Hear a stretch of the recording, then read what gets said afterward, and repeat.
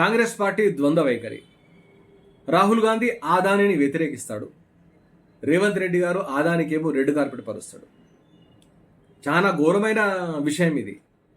మరి అక్కడనేమో ఆయన వ్యతిరేకించినప్పుడు ఈయన వాళ్ళకు రెడ్ కార్పెట్ పరుస్తుందంటే మరి ఇంతకు ఏం జరుగుతుంది కాంగ్రెస్ పార్టీలో? అంటే ఏమైనా మిలీ భగత్ ఏమైనా వ్యవహారం ఉందా? నేను ఇక్కడ తిడతాను వాళ్ళని వీళ్ళని చెప్పి, అంటే ఇక్కడ నుంచి డబ్బు సంచులు ముడుతున్నాయి వాళ్ళకి, కేంద్రం కూడా.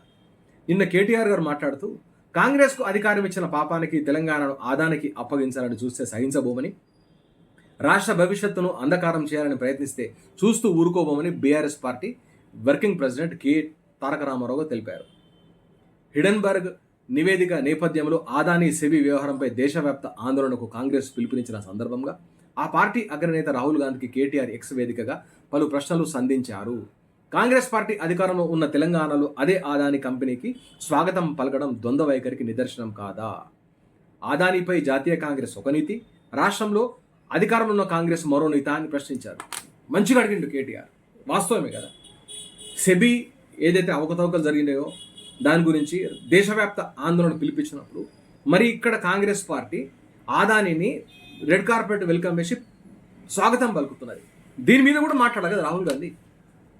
ఇప్పుడు అక్కడ అవినీతి జరిగినప్పుడు ఇక్కడ కూడా జరిగిందని చెప్పి కేటీఆర్ అన్నారు, తప్పేముందంటూ.